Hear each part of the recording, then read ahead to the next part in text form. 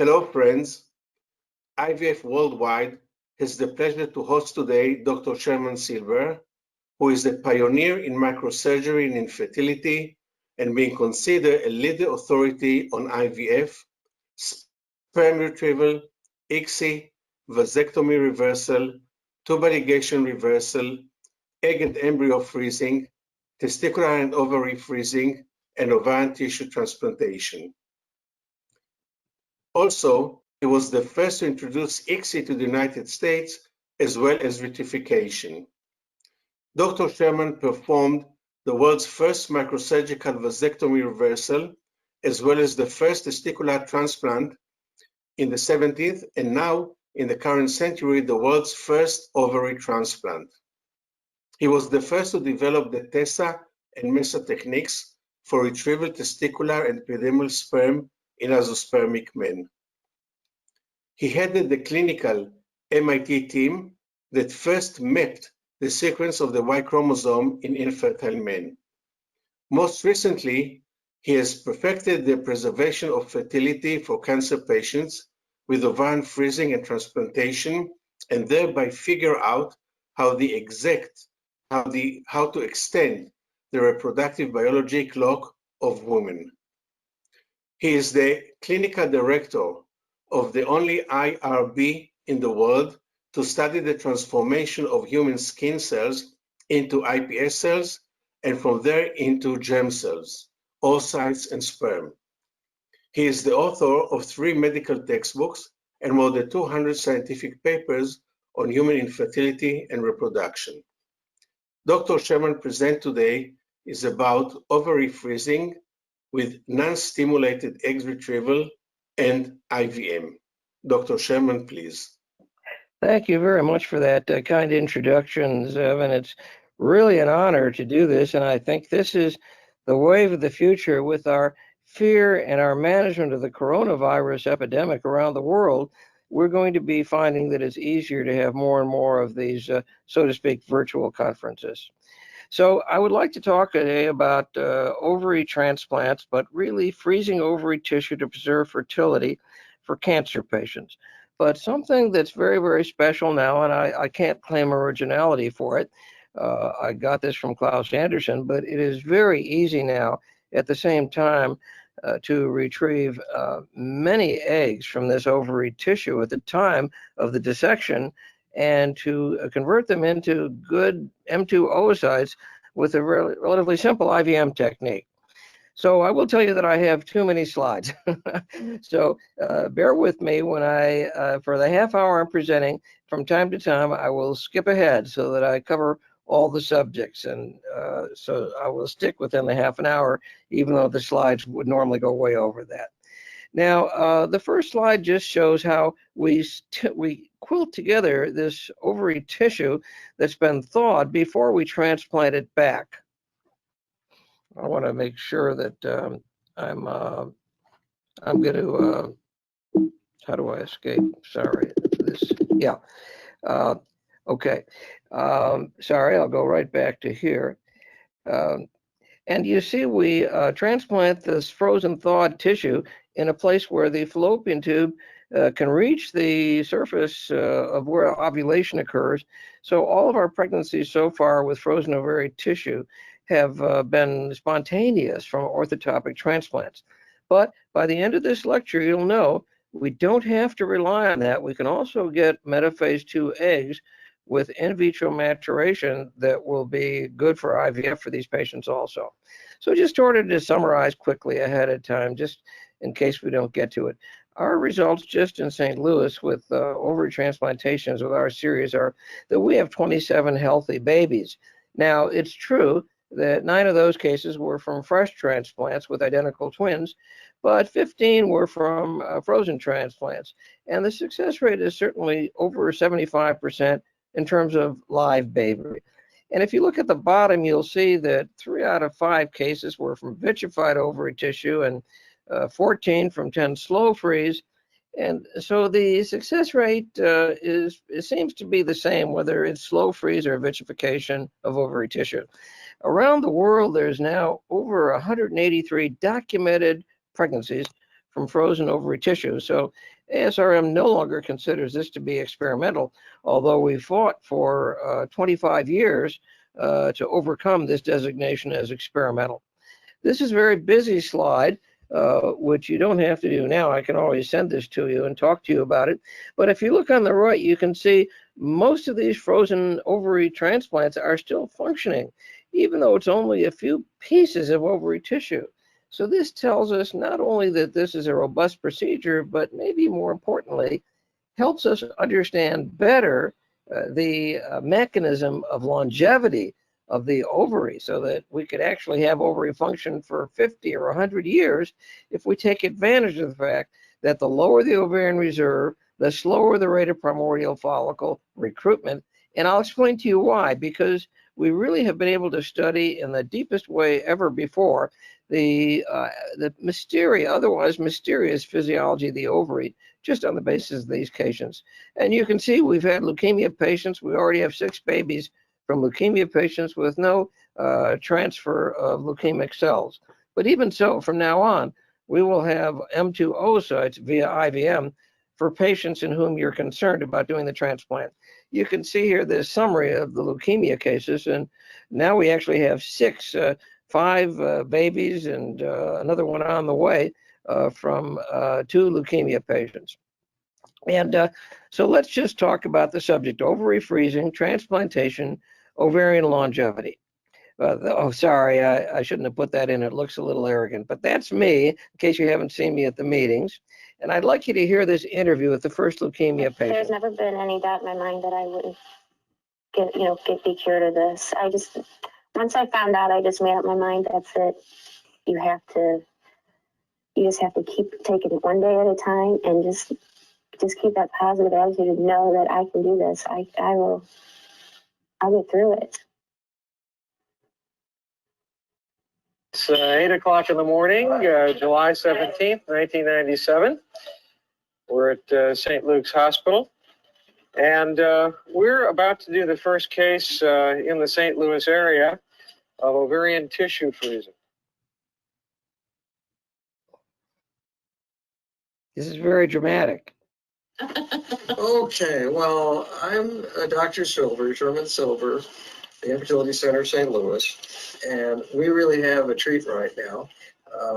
This is Jennifer, who at 24 years of age, I'm right on that, yes, right, came down with a terrible case of leukemia.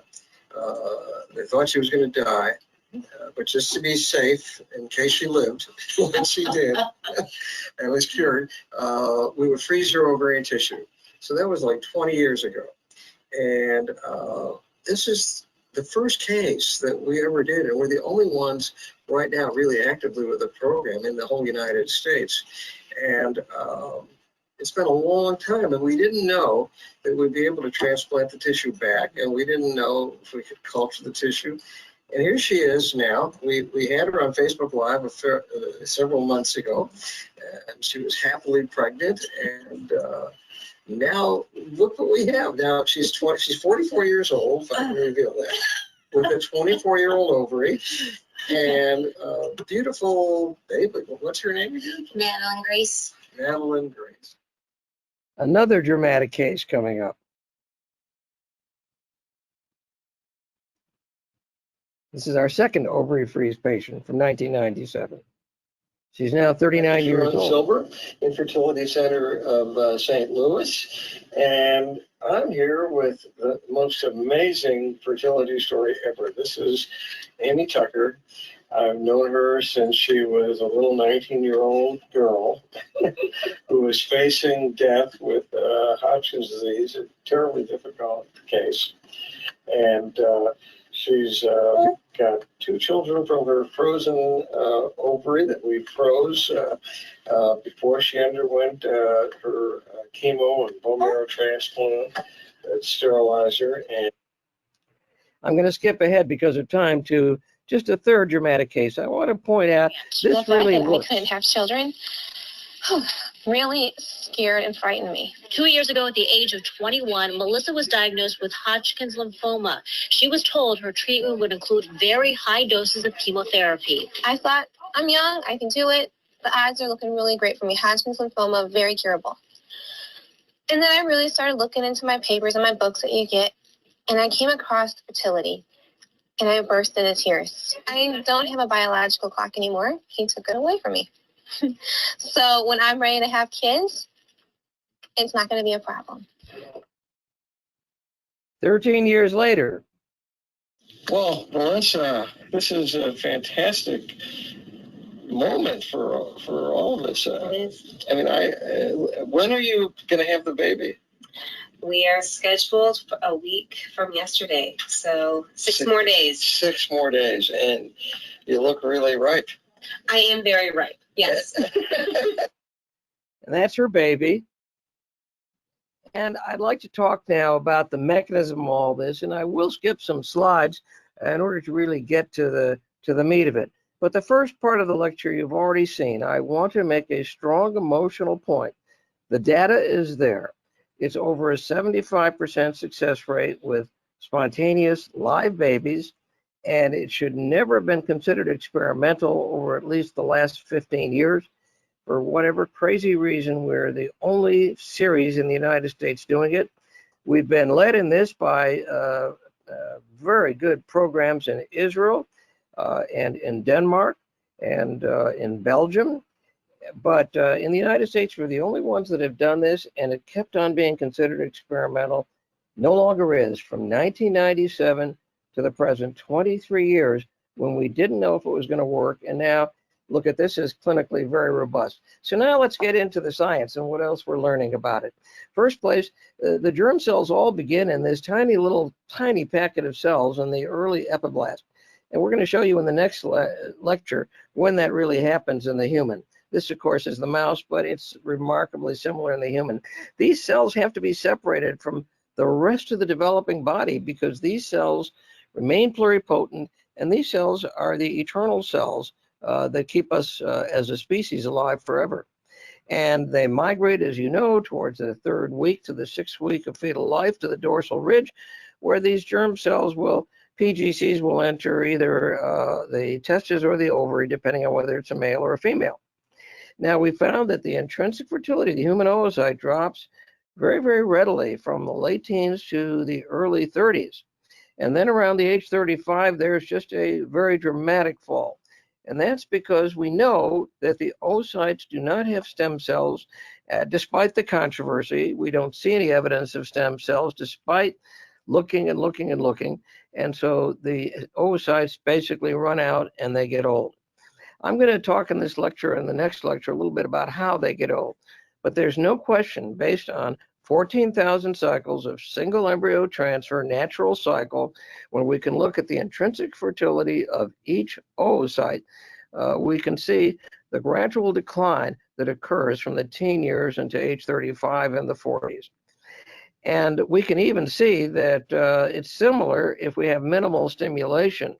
If we have maximal stimulation, then we wind up retrieving a lot of poor quality eggs from the ovary during the stimulation cycle that don't help in the success rate. And the problem that many patients suffer is they're afraid to remove all of their one ovary, but it makes perfect sense to remove all of their ovary. I'll explain to you why in a minute. But if we were to do IVF by stimulating the cycles, Cobo et al. Showed that you'd need 40 frozen oocytes to have a 97% success rate, or 30 to have an 84% success rate. And if you overstimulate the patient, you will need more than those 30 oocytes because you have so many bad quality oocytes. So with mild stimulation, you would need 3 cycles, which the cancer patient doesn't have time for.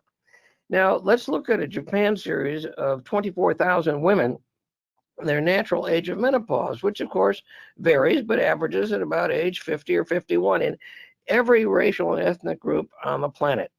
Look what happens if they had one of their ovaries removed when they were young. It doesn't make a significant difference in the age to menopause, which is one way of demonstrating that the lower the ovarian reserve, the slower the recruitment of primordial follicles, and therefore the longer the longevity of the remaining ovary tissue. And this was first published by Hamish Wallace, but verified by that a huge 24,000 person Japanese study, by replacing one single piece of cortex, the recruitment rate will constantly be very low. Utilization of follicles will be augmented compared to what's natural. And theoretically, if you transplanted one or two pieces of ovary tissue, we found that these last for anywhere from 6 to 8 years, and you might have the possibility of 6 such transplantations. So you would have enormous longevity from that one single ovary. Now, biologically, what's interesting is that as the FSH comes down over 4.5 months after the transplant, the AMH goes up to dramatically higher levels. There is a huge over-recruitment of follicles 4.5 months earlier, represented by the AMH when the FSH comes down. And then, despite a very low AMH, these tiny pieces of ovary tissue last for anywhere from really 4 to 8 years, even though it's a tiny piece of tissue. So this tells us something about ovary longevity and what controls this so-called mysterious mechanism of ovary follicle recruitment. So these are our ovary tissue transplants. You see that all of the primordial follicles are located in the outer cortex, this dense tissue. And what we found now, although this is an old slide, but if you look closely at it, you can see that the follicles begin to develop not toward the outside where they ovulate, but towards the softer inside. The most dense tissue is on the outside, right on the edge of the epithelial lining of the cortex, and the least dense tissue of the cortex is on the inside, and then goes to the corticomedullary junction where the follicles actually develop over about 4.5 months. And that's how we discovered this from ovary transplantation studies. Then, once it becomes a big Graafian follicle and ovulates, it explodes towards the surface and explodes out the epithelial surface, but it doesn't develop towards the epithelium. It develops based on a tissue pressure gradient. That simple. This is another view showing the same thing. And then if you just shave off the outer cortex, you will have all of those primordial follicles, and you can easily freeze this tissue and transplant this tissue because everything that's important in the primordial follicles are located in this outer millimeter. That's what the same thing looks like when you actually surgically dissect it.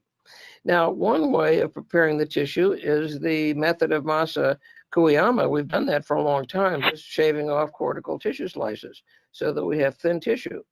We begin to resect thin 1 millimeter.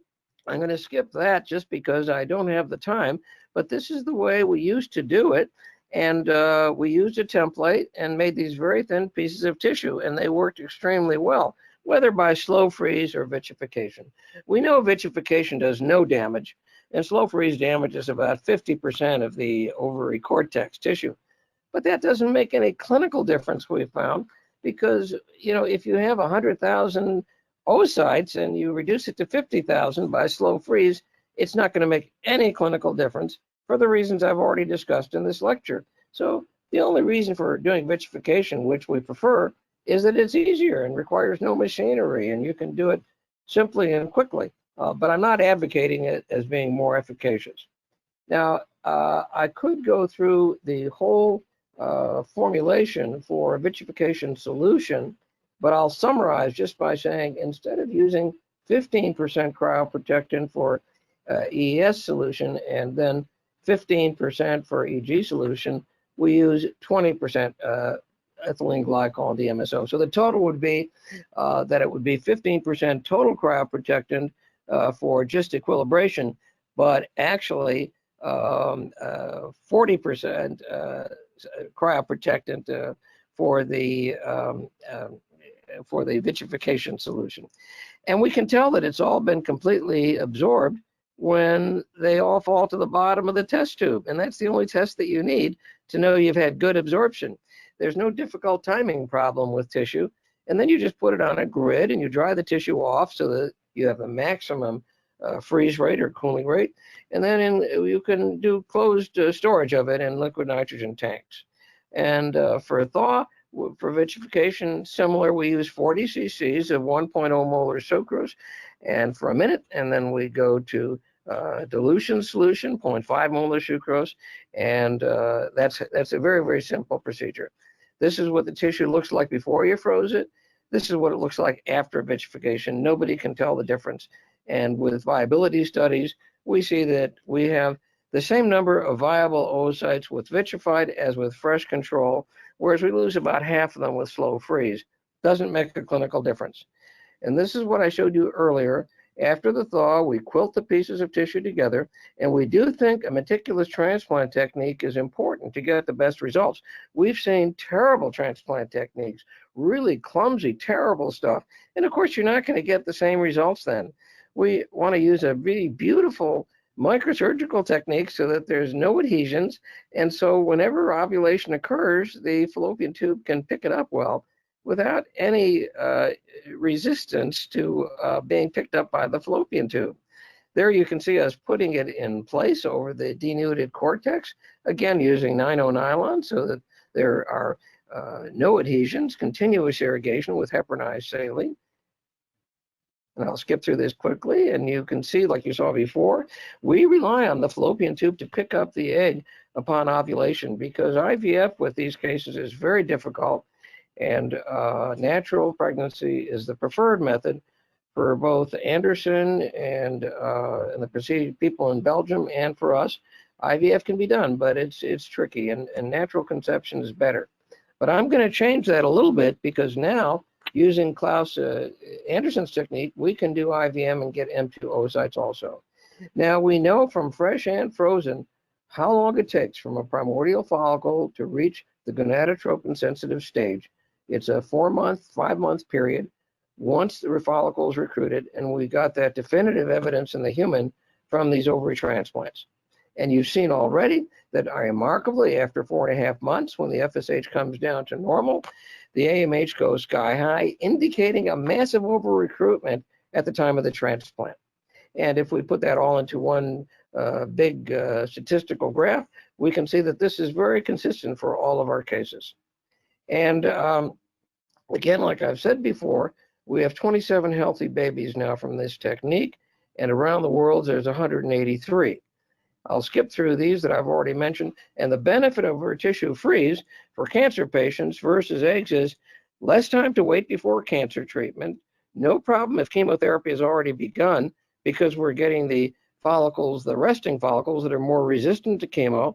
Even though the developing follicles are dead, it's 1/10 the cost, less troublesome than going through overstimulation, and we can get return of hormone function as well as fertility of the eggs. No problem if chemotherapy has already begun, as you can see, because although some cortical follicles are destroyed and all the developing follicles are destroyed, many cortical follicles remain. And so even if they've begun their chemo, taking out the ovary is the only alternative for ovary tissue freezing. This is what the tissue looked like after full chemo and bone marrow transplant, but we still had a lot of eggs from her previous frozen tissue. So now what I'd like to do after this summary is to go ahead to IVM. So I'm going to escape, okay, and go all the way down to IVM. I've got all kinds of interesting things here, ovary tissue longevity and rotation, but I'm going to go for the next 5 minutes. So you'll invite me for another talk in which I can talk about the mechanism for primordial follicle recruitment and arrest based on rotation of the nuclei. But right now I want to talk about something brand new, IVM, that is very exciting. So this is an example of the first case we did with Klaus Anderson's direction. This is a patient with a B-cell lymphoma, and she was ready to start chemo right away. So we went with ovary tissue cryopreservation, but we also did the dissection by hand the way we did it in the old days. And we wound up with 23 eggs, which is the usual. And we got from those 12 beautiful M2 oocytes. So I'm just going to show you a little bit how we do it. First, we dissect the ovary, and we use the technique we started by Roger Gosden in 1997, the technique that Jorah May Rowe uses now and shows so well. And we just make a cut, longitudinal cut from stem to stern in the cortex of the removed ovary. And then we just free it up, as and I'll show you a video of this as we free, a very brief video, how we dissect it out. And there's going to be media in that dish. And as we do the dissection, there's going to be a lot of automatically broken antral follicles, and GV oocytes are just going to naturally fall out. And they're going to fall out into that media that you see. And you can use almost any kind of media. Let me show you this dissection a little further. We dissect the medial out so that we have just a thin piece of cortex, and we pay no attention, except we make sure there's always media in the dish. And lo and behold, when we're done with that, and I'm sure many of you have observed this, there will be many, many GV oocytes in the media. So we just dissect it out, and that's just a picture. And if you look at that media, you can't tell. But put it under your dissecting scope, and you will find many, many GV oocytes with a tight granulosa cell, cuboidal cells around it. And so now we're continuing to thin out the media, to thin out the tissue, and we make all these different pieces of tissue that are so thin we can safely vitrify them. We could slow freeze too, but we prefer to vitrify. And then if you look at them in the dish, you can see almost like stem cell cultures. There's a plating out that occurs, and that plating out will have a lot of GV oocytes. So the histology shows many primordial follicles as well as these developing follicles. And you can see the developing follicles, just beautiful. But now just look at it in the Petri dish. We have 23 of these in the first case, and usually we get more than 20. In a tight cumulative cell package, they're obviously GV oocytes, many of them. It's amazing how many of them are. And then we just culture them for 36 to 48 or more hours, and lo and behold, they're M2s, and they look like beautiful M2s. And about half, a little bit less than half, some will be atretic like the one on top, and some will just be M1s like the one on the right. But you can see of these 5 oocytes at 36 hours, 3 of them are beautiful M2 oocytes. And here's actually 3 out of 3 M2 oocytes. What is the media? The media is very simple. Use Mediculture Sage, any IVM media. I'm not sure how important the specific media is, just or your usual ordinary culture media, in fact, and make sure you have human serum albumin, 10 milligrams per milliliter. Now, we find the simplest way. I'm not trying to sell Menopure. In fact, I don't even like that product, but I'm not trying to sell it. But what you'd like is 75 to 150 milli-IU per milliliter of HCG and 75 milli-IU per milliliter of FSH. It's really that simple. It's remarkably how fast it develops. So at this point, I could summarize in the minute that I have left before we answer questions that ovary freezing is an extremely robust method for preserving fertility for cancer patients. And frankly, it would be very robust just for social freezing also. It sounds extreme, but why not? We've had very sophisticated women who are very busy in their life. They don't have time to do ovary stimulation. They just want to remove an ovary and freeze it, save their other ovary. And the studies from Japan show that it won't be any less fertile because of that. I know that's extreme.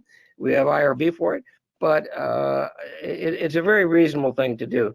In fact, Klaus Anderson says that even is a way of preserving them from menopause until they're 100 years old. But also now we figured out what it is that controls ovarian longevity, and it's simply tissue pressure, and it's the rotation of the nuclei of these eggs when they're under high tissue pressure in the ovary cortex that makes them dormant. And in fact, that may be the secret to longevity of all of our stem cells all over our body, because it occurs everywhere, nuclear rotation under mechanical stress. And so athleticism, by the way, and working out may very well add to your longevity because it'll cause nuclear rotation because of mechanical stress. But that's a whole nother subject. But also now we have a method where we get 2 for 1. One procedure, remove the ovary without any delay for the cancer patients, and you also can get M2 oocytes. The IVM is remarkably robust, never would have guessed it, but it's the way veterinarians have been achieving M2 eggs for many, many decades. And it's just clinicians have fooled around with other methods that just interfere with the natural in vitro maturation. Once you remove the follicle from the ovary. So, okay, I'm not sure technically what to do now, but I'm ready to answer questions. Sherman, thank you very much for a very, very interesting lecture. I have a few questions, but most importantly is the question regarding the possibility that you and your team will have a course, a very short course on the internet, like giving a recipe how to do an IVM, because you know that many people try to do an IVM and it's not very successful in every lab. And this is actually the key issue regarding IVM, how you do it properly and how you do it right. So if you are willing with your team to have a short course, a video course of IVM, we'll be very happy to have it on the internet. Oh, that would be great. Our team would be very excited about doing this. The only proviso, you probably heard it in my talk, is I want to make sure that I'm not the originator of this, that Klaus Anderson gets the credit for it. But we do it very well, and we'd love to give a course on it. And the other thing is, which is quite important, when do you decide to vitrify egg or ovarian tissue? Is it age? Is it a disease? Is it a time limit? When do you decide how to consult your patient? How you decide how to consult your patients? Well, I think that's the important question really for us clinicians.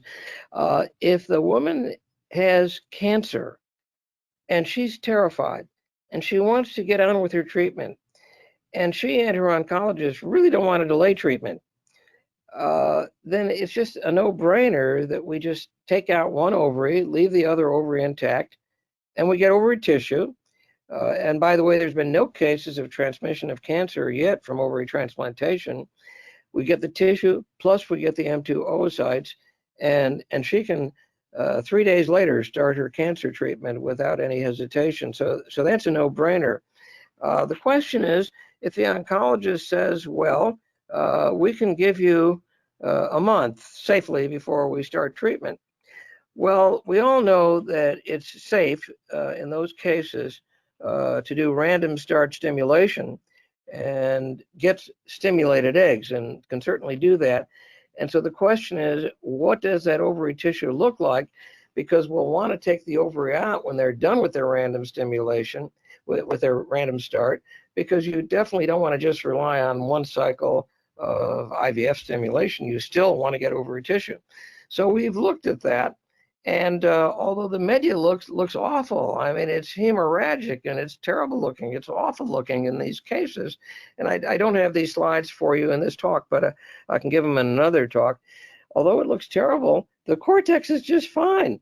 And so we can get primordial follicles and good cortex even in those patients that had the time to do one stimulation cycle. Now, what do you do about just the women that want to preserve their fertility? Unfortunately, usually they're 38 or 40 years old and they want to preserve their fertility, and they don't think about it when they're in their 20s. That decision they have to make based upon how much time they want to have available for doing 3 cycles or 4 cycles of egg retrieval versus just one 10-minute outpatient procedure removing an ovary. And I will tell you, very sophisticated patients, doctors, lawyers, CEOs, these women would prefer just to have an outpatient procedure, get their ovary frozen, do the IVM, and leave it at that, because the data from Japan is overwhelming that you do not reduce their fertility by taking out an ovary. So that'd be those would be my scenarios. Thank you again. Thank you for being with us on this IVF Worldwide platform webinar. And I would like to remind the audience that your email address will be on the screen, and you will be able and willing to answer any questions during the next 48 hours. So again, thank you very much for being with us today. And thank you too, everyone.